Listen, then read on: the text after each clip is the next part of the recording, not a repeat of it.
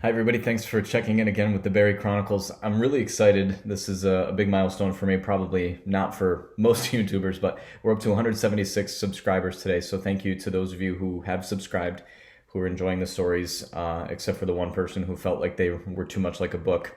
Sorry. um, so I'm excited to continue sharing. I'm kind of stopping a little bit. I don't know, not stopping, but focusing a little bit on the semantics, the nature of being donor conceived, and a little less about my own story through a couple of the next videos. So if you bear with me, I promise, I think it'll be illuminating first and foremost, but the story takes a kind of an interesting, wild-ish turn in the near future. So hang on for that. And again, encourage your peers to subscribe as well. And thank you again for watching. Today's video is called The Children of Sin. And here it is. Next to obesity, F-150 pickup trucks, and the NFL, there's little more American than screaming about freedom. We love our rights in the United States, and if pressed, a handful of us might even recite a few of them correctly.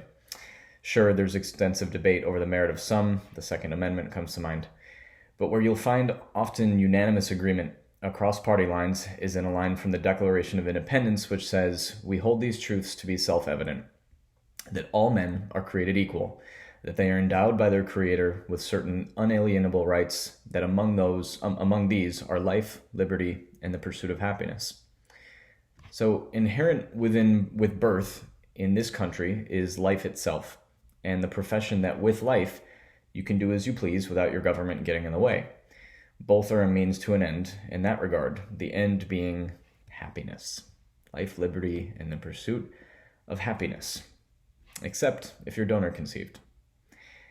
If you were made that way, and defying the long odds that preceded you opening your bright eyes to see the world at birth, then your life, liberty, and pursuit of happiness comes with a giant asterisk. In fact, if it were up to numerous religious institutions, you wouldn't have life at all. This is from the Catechism of the Catholic Church. Techniques involving only the married couple, homologous artificial insemination and fertilization, are perhaps less reprehensible, yet remain morally unacceptable. They dissociate the sexual act from the procreative act. The act which brings the child into existence is no longer an act by which two persons give themselves to one another, but one that entrusts the life and identity of the embryo into the power of doctors and biologists and establishes the domination of technology over the origin and destiny of the human person. Such a relationship of domination is in itself contrary to the dignity and equality that must be common to parents and children. There's more. The Church of Jesus Christ of Latter-day Saints, often known as the Mormons, strongly discourages the donation of sperm, and likewise strongly discourages in vitro fertilization, using semen from anyone but the husband or egg from anyone but the wife. In Handbook 2, this is featured in Handbook 2, Administering the Church, in Section 21.4, Policies on Moral Issues.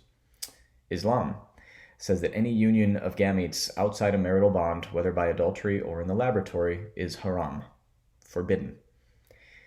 Therefore, donor sperm pregnancies are strictly forbidden in all schools of Islamic law. You get the point. The very notion of life and how you obtained yours, or how I obtained mine, is considered sinful or immoral by the two most dominant religious factions, Christianity, specifically Catholicism, and Islam. And yet, that isn't something that's perceived as a day-to-day obstacle for the donor conceived. In fact, most probably have no idea or don't care that their creation is viewed by some as morally objectionable. But the one obstacle where there is greater agreement among the donor conceived comes down to liberty. The government can't get in the way of your liberty, or you're not free, and thus you're unable to pursue happiness. The obstacle, though, as I mentioned in my last video, is that no federal law exists to grant donor-conceived children the ability to access their own medical records, or characteristics of their donor, or origins of their donor, never mind the name and the identity of the donor himself. Anecdotally, I've heard just about every response to that, as have my donor siblings. "Oh, the father who raised you is your real dad," or "your donor doesn't matter," or "this changes nothing." Those are the most common refrains, and they come from a good place, a place of implied protection, of care. But a 2010 study comparing donor-conceived kids, adopted kids, and naturally conceived kids by a think tank called the Commission on Parenthood's Future found some evidence that donor offspring were more likely to struggle with addiction, delinquency, depression, or other mental illnesses than adopted and biological kids, and that donor offspring were twice as likely as kids raised by both of their birth parents to report problems with the law and struggles with substance abuse. Why? Why? Because the chances you'll question that which tethers you to home for idle self-reflection is small. From both of your parents, you always know your truth. But the chances you'll question it when you learn one half of you has no identifiable anchor in the world is as certain as death and taxes. That question's going to come up. And it says nothing of the terror that might come from a serious diagnosis that you have no context for and can't because the government won't allow you to know. Harvard Law puts it this way. Parents can make the legal choice never to find out the identity of their donor. By contrast, donor-conceived offspring have no such legal right in the United States. Unless their parents opted into a known donor program, they are unable to learn the identity of their donors. Some states do allow donor-conceived offspring to gain access to their medical records, but there are very few of them, and their change in tack is very recent. All of which goes to say that two major religions call into question the moral viability of a donor-conceived child's life, and that the federal government has indeed blocked their path to unadulterated liberty. And without question, the conflict in those two alone has undoubtedly compromised their pursuit of happiness.